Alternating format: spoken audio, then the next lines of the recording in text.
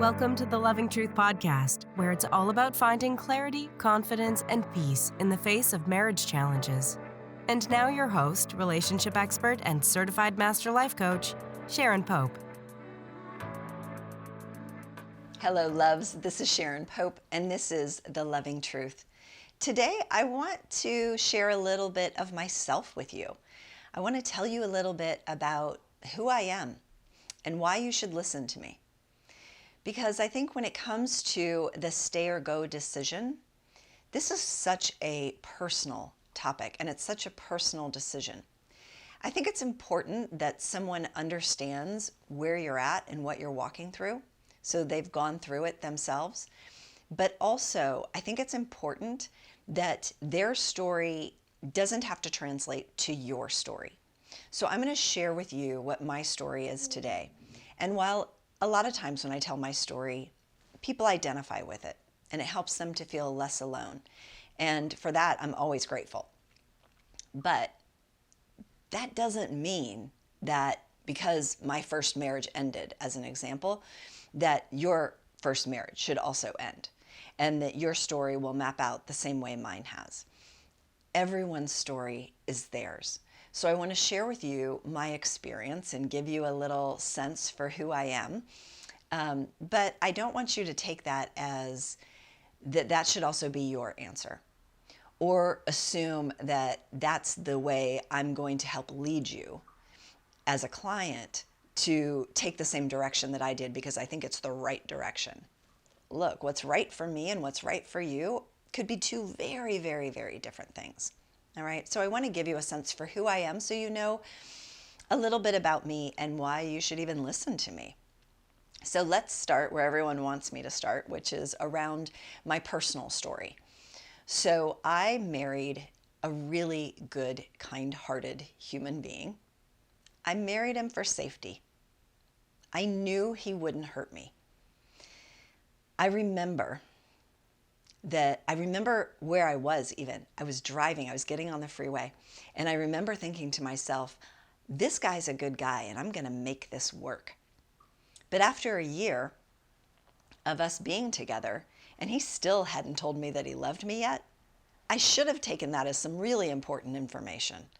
Instead, because of who I was at that time, I was probably 26 years old, I was pretty controlling.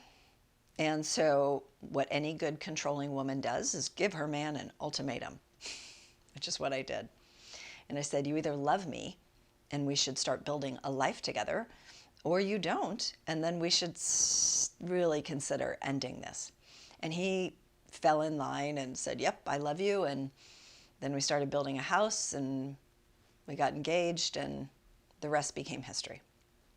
So we were about, I'm going to say somewhere around 10 years into our marriage, and I started to notice other couples.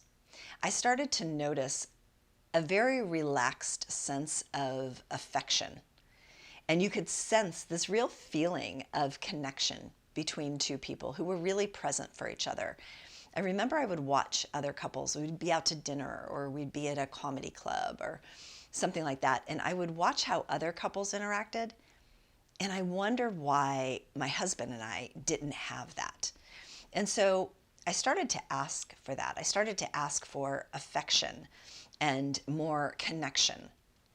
But he didn't come from a family that was super affectionate, and neither did I. And that's how we ended up together, really. And it worked for a long time until I changed what I wanted. You know, to be honest, when I look back on that, I can see how I used that, finding someone who wasn't comfortable with affection, as a way for me to avoid ever diving into why I didn't pursue affection and why I was so uncomfortable with it. So he didn't really know how to give it. I didn't really know how to receive it. After a while, it just became awkward. And so I stopped asking. You know, I remember during those days that I just sort of gave up on the marriage ever changing. And I just tried to talk myself into, you know, there's enough other good qualities here in our marriage and about this person that I just need to suck it up, buttercup, and make it work. But that longing for that connection and that affection and any kind of real passion inside of our relationship, it never went away. I was able to sort of stuff it down for a little while, but it never fully went away. And it was around year 11 inside of our marriage. Here's what I will tell you. Anything that you are longing for inside your marriage that you don't have, that you really, really want to have and experience and to feel, someone else is going to come along and show you that. And that was the case in my situation. And my husband and I quickly separated, and 6 months later, we were divorced. It was a pretty peaceful process. Neither of us are fighters, and we didn't have children together.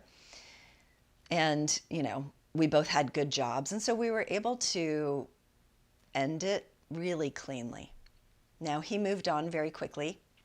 He met someone who I can only imagine thinks he's the greatest guy on planet Earth, and I love that for him because he genuinely deserves that. He deserves to be loved like that, and he deserves to be in a relationship with someone who sees him like that. And so I love that for him. I took a little longer. I was single probably 2 years and dating before I met Derek, who is now my husband. During that time of dating and trying to find my way through opening my heart again to love, and I was like so many people because I wasn't a coach at the time, and I'll get to that. I'll get to my coaching journey too. I want to share that with you. But I was like so many people where I thought the answer was to find the right person. It was all about finding the right person. So I kept looking and looking and sorting and sifting and trying to get the person I was with to be who I wanted them to be. It wasn't working, and I will tell you, because I think that it's important for lots of people who are in this situation to hear this. While I am not proud of it, I have been on all sides of affairs. I've been the one that has been cheated on. I've been the one who has cheated. I have been the other woman. It's all destructive. It's all painful. And it all comes from a place of real disconnection. I was kind of lost for a couple years after my divorce until I finally just got sick of all of it. And I said, you know what? And I don't know how I had the presence of mind to know this or to do this, but somehow I did. And I was like, you know what? I need to become the person who can create and sustain the kind of relationship that I want. I need to stop looking for other people to be who I want. I need to become the person that I want to be. And I had to work on myself. And I had to be with myself. I had to become my own best friend. And that's not an overnight thing, right? So that was sort of a long process in there. And some of that overlapped with when I had met Derek. Now, I'll tell you, when I met Derek, there were probably many times that I almost screwed that up because I still wasn't yet that person. I was trying to become that person, but I still had a lot of old wounds that were playing out in my current relationship because that's the way of it. What you don't heal is going to show up in your most intimate relationship. And it's the same for everybody. So your partner brings all of their wounds and all of their unhealed stuff to the relationship as well. It's the nature of intimate relationships that you're going to see all of each other, the good, bad, and the ugly. So there were probably several times that I almost screwed that up. And I couldn't really receive the love that he was offering.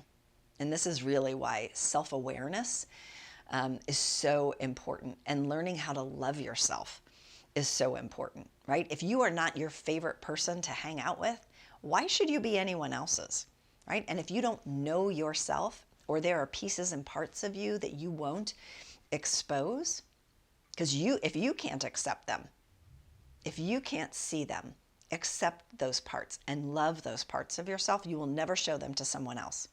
But the problem is, once you get into an intimate relationship, at least where you're committed, eventually the song and dance ends, and they have to see the real you. And you don't want it to be 3, 4, 10 years in when now they're finally seeing the real you. So part of that loving yourself is being able to accept the whole of yourself so that you can bring the whole of yourself to the relationship from a very accepting and loving place. So now Derek and I, we just celebrated our 10-year anniversary, our marriage anniversary. So we've been together probably 12 years and married 10. And I think he is the thing I love about him most is he's just a great human being. He's many, many things. I call him my champion because he really, he is in my corner. And I feel that every day. I could go on and on about Derek, but I won't make it about that. So yes, it's finding the right person. Like there's an element of that, but man, it's so much more about becoming the person who can create and sustain the kind of relationship that you want. And so we're going to always attract at our own level of emotional health. So when we're healthy, we're going to attract other healthy people. When we are unhealthy emotionally, mentally, we're going to attract other people who are unhealthy emotionally and mentally. And it will fit together and it will feel like home. It'll feel like the puzzle pieces coming together and they fit perfectly. And sometimes that's a beautiful thing. And sometimes it's just a toxic thing or a codependent thing. So that's why your own personal growth work is so, so important to your relationships. It's actually the greatest investment you can ever make in your relationships is to get to know thyself. Know, accept, and love thyself. And that's a journey. Okay, so professionally, before I ever became a coach, I was in marketing for almost 20 years. When I was going through my divorce, I was working in the marketing department for a bank. I was a vice president of marketing there. And I was so grateful for that job because as I was going through the divorce, like that was a very tumultuous time for me. I told you about when I was dating and I was really struggling through all of that, just kind of lost and kind of going about it through trial and error and making more errors than successes. So I was grateful for that job because I had done it for so long that I was able to sort of do it with my eyes closed.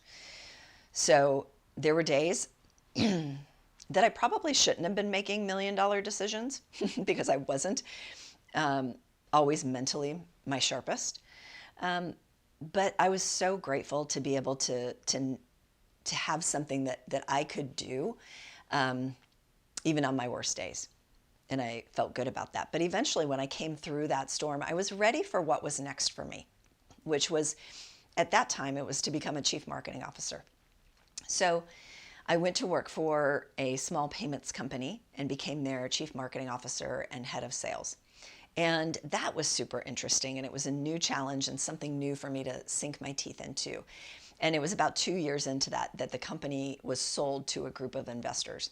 And so it is not uncommon that when investors buy your company, they want to bring in their leadership team, right? Because there's a lot of money now riding on it. And so they want their people coming into it. So they first got rid of the president, and then I think I was second or third or something like that. But I call it when I was freed. Some people might say fired. I like to say freed because I had gotten to a point of where I was not loving what I was doing.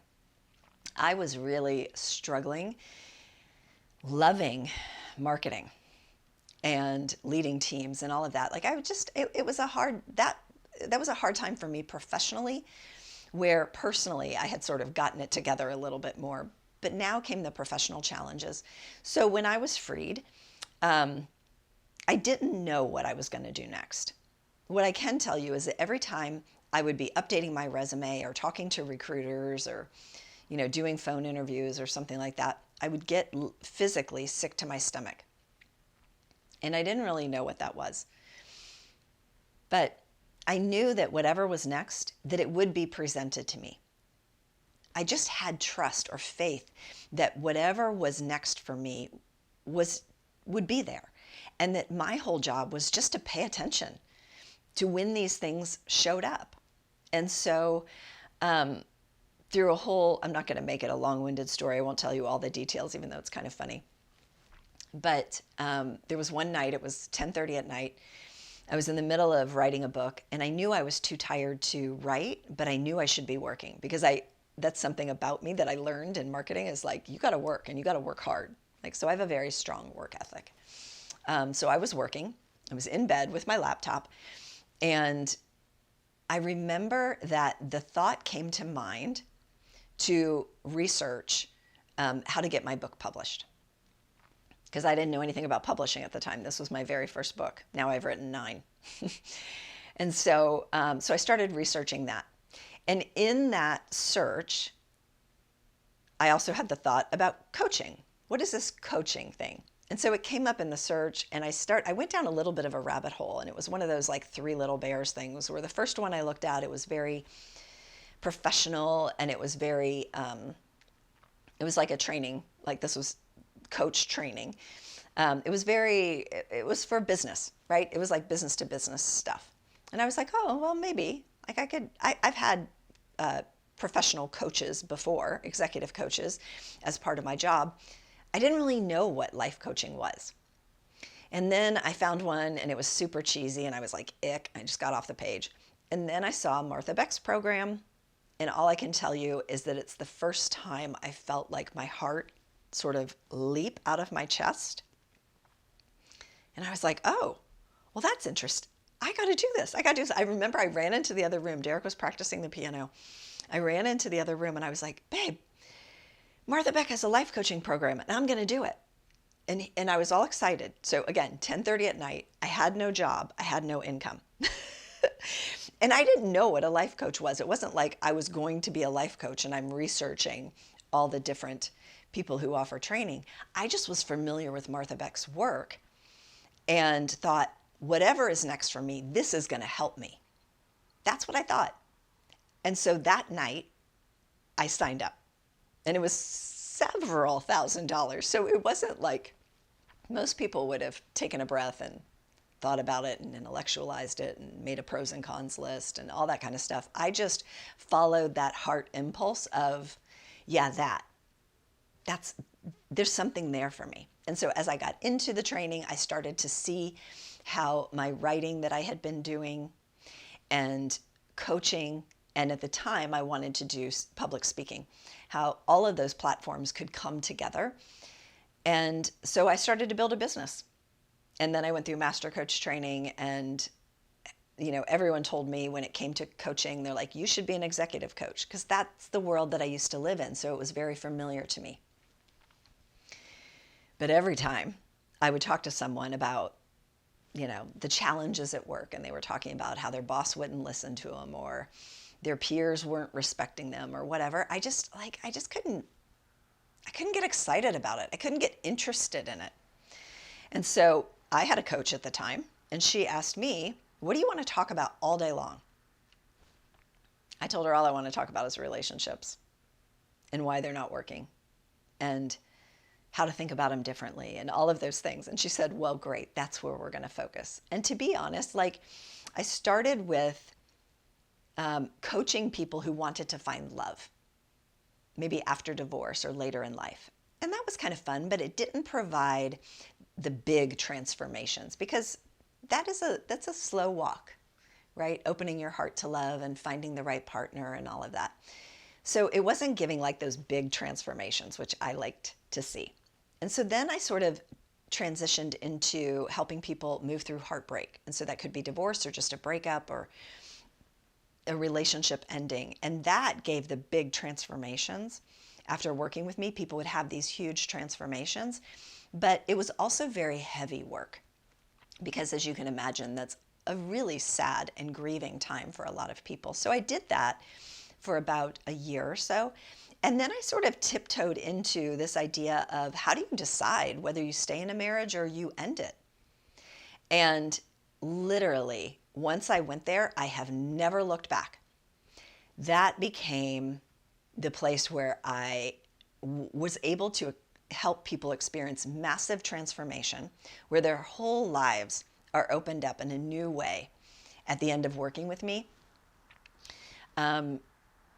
And it also there was enough there, right? There's enough there to talk about. There's enough there for me to be interested in. There's always something new to learn. There's no end to learning how to do relationships better. And it's something that is so, so important to our lives and our happiness, is the quality and health of our relationships. So all of those things just really clicked for me. And it was something I loved doing. It was something that was very needed.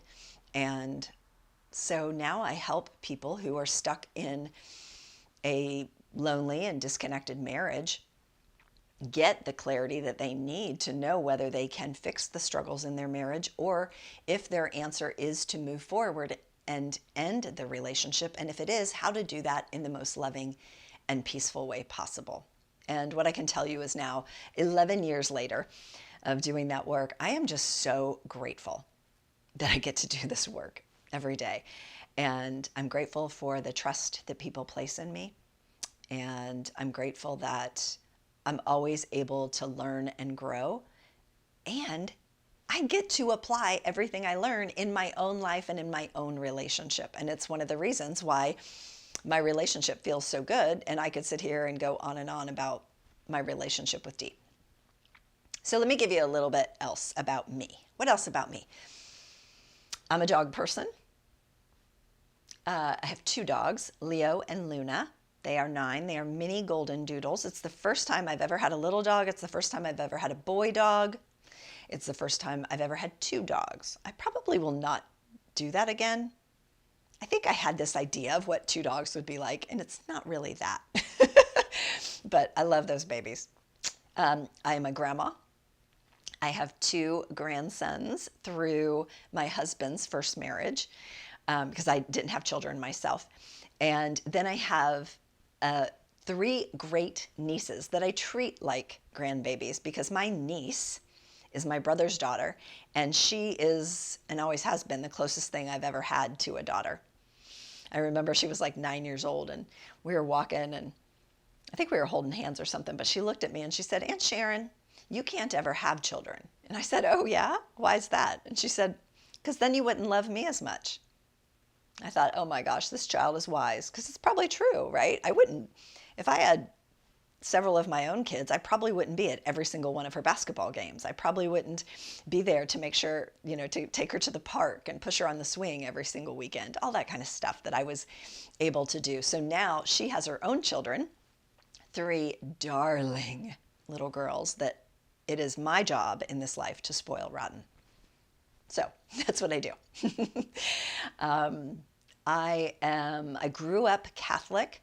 I came from a very long line of Catholics. Sometimes I joke now that I'm a recovering Catholic, but I don't mean any disrespect by that. It's just, growing up in a very strict and conservative sort of religious space comes with some of its stuff that sometimes you have to unpack. So in my adult life, I've had to unpack a lot of that. And so today, what I would say is I don't have like religion. I'm incredibly spiritual. But I don't have any use for like organized religion. That's what I would say about that. My sweet mama, let's talk about my sweet mama. So she had Alzheimer's she had early onset Alzheimer's. And so she had that for probably 10 years, maybe a little less, maybe 8 or 9. And obviously the last years were the most difficult. The last 5 or 6 years were the most difficult. And she passed away last year. And while I miss her greatly, I think one of the things that I am so grateful for is that I was able to be there with her when she passed. And I think that in some way, and I don't know what way that is, but in some way I probably helped her to pass very peacefully. And I was glad to be able to be there for that. I have sort of a complicated relationship with my father and some of the members of the rest of my family. It's the divergence of they have a more conservative mindset. And, to be honest, like, look at what I do for a living. Like, I help people who are considering divorce, and we don't take that option off the table. And so, yes, sometimes people, evolve their marriage to a place that feels great for them, but sometimes they don't, and sometimes they end it. And I think both are equally as valid and equally as beautiful, because the answer for you doesn't always fit into someone else's picture. And so I think sometimes that might make them uncomfortable, but I don't really know. It just feels like relationships where I have to have some pretty strong boundaries in place for myself to keep myself healthy and safe. I lived in Ohio for 35 years, so I understand the cold weather. I do understand it. But when my husband retired from being a firefighter paramedic, one of the first things we said is, oh my gosh, that means we don't have to stay in Ohio. Now, granted, we had family and friends in Ohio, so that was a little bit tricky. But the way it happened was so serendipitous that this is how I know for sure. When you have a desire and you line up with that desire and you just release it, everything just happens. It just falls into place. So we were going to snowbird, just go down south for 3 months at a time. Every year we would pick a new place and eventually we'd find what we would consider our place. Because we didn't know where we wanted to move, but I always wanted to live by the beach. That's what I used to say, like someday I'm going to live by the beach. Well, as soon as we did that, we snowbird into northern Florida. And our house was on VRBO or something like that. And someone said, hey, can I come look at your house? They came and looked at it. I arranged for that. And she came through and she said, I definitely want to rent it. I'm pretty sure I want to buy it. And I'm a cash buyer. Oh, and I want every single thing in it. So I guess we were moving because what she offered us and like everything in it. I didn't have to move it. I didn't have to try to fit all my stuff from my Ohio home into my Florida condo. So anyway, we moved, and I think I was a 47-year-old woman at that time who didn't own any silverware. So I had to buy everything new.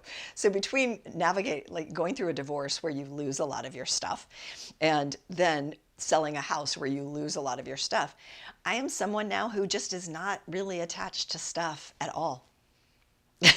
Like it could happen again where I just get rid of all my stuff and I get something new and it's all fine. So I don't get real sentimental about stuff anymore. And that's just from all these experiences that I've had. So I guess it was about 6 or 7 years ago that we moved to Florida, and we've been in St. Pete ever since. And I always say it's the second best decision I've ever made. The first was marrying Derek. The second is moving to Florida. The thing I loved Ohio except for the weather and the gray clouds. And so here it's just sunny, and I feel better. And I'm near the beach, and a couple times a week I'll go walk the beach as long as it's decent weather. So, yep, you deal with hurricanes, and Florida people are a little bit different, but I love St. Pete and the area that I'm in. I have a very close circle of friends. It's a pretty tight circle. There's probably 3 women who are my closest and dearest, and what I refer to as my chosen family. Especially when you have a challenging relationship with your family, it's helpful to find people that you can really think of as family, even if you're not blood related. And so that's what those ladies are for me. And I adore them. I love to travel. My favorite place on the planet is Italy. And don't ask me where in Italy, probably Tuscany. Yeah, probably Tuscany. But I have been to northern Italy, and it's gorgeous. I've been to the southern tip along the Amalfi Coast, and that's just incomparable. So I love Italy. I love France. That's probably my second favorite place. I've only been to Paris several times, and most recently the Champagne region, and that was gorgeous. I have to make it to the south of France. I have not done that, at least not yet. And maybe my third favorite place would be Hawaii or something like that. Somewhere with a beach, probably. I think the last thing I would tell you about me, and that also might be helpful to you, is that the reason that I have the peace I have in my life, and the reason that I can love myself. And the reason that I can show up for my marriage, this marriage, in a very different way than I did my first marriage, the reason that my life is the way that it is because I use my own tools. I call it eating my own dog food, right? You cannot teach what I teach but not apply it or practice it yourself. You can't tell people to do something that you're not willing to do. And you can't share from a place of experience unless you actually have that experience. So all the tools that I teach my clients are things that I apply in my own life day in and day out. And so I live from that place. And I think that if we bring it back to where we started, I think that when you want someone to help you navigate a situation, don't you want to go to someone who has already been through that, who has already, gone through those waters and has learned those lessons, and you can benefit from their experience. And I think that when you think about having a life and relationships that you really, really desire, that feel really good to your soul, don't you also want someone who is living from that place, who is practicing that in their own lives, who knows the path to that place and how to exist within that place? And it doesn't mean that you exist there 100% of the time. It's not like I sit on a cloud and my life is full of rainbows and unicorns. I shared with you the experience of my mother passing. But I know how to navigate those things. I know how to manage my emotional well-being. And I take total responsibility for my life and how I feel. And so my happiness is not dependent upon anybody else, including my spouse. It's 100% on me. And so that when I live from that place, I'm able to show other people the way through it and to it. All right. I hope that lets you into me and my life a little bit, lets you know a little bit about who I am and how I got here and why the heck you're even engaging with my work. All right. Until next time, take really good care. If you're listening to this podcast because you're struggling to decide whether to stay or go in your marriage, and you're serious about finding that answer, it's time to book a Truth and Clarity session with a member of my team. On the call, we'll discuss where you are in your marriage and explore if there's a fit for you and I to work together so you can make and execute the right decision for you and your marriage. Go to clarityformymarriage.com to fill out an application now. That's clarityformymarriage.com.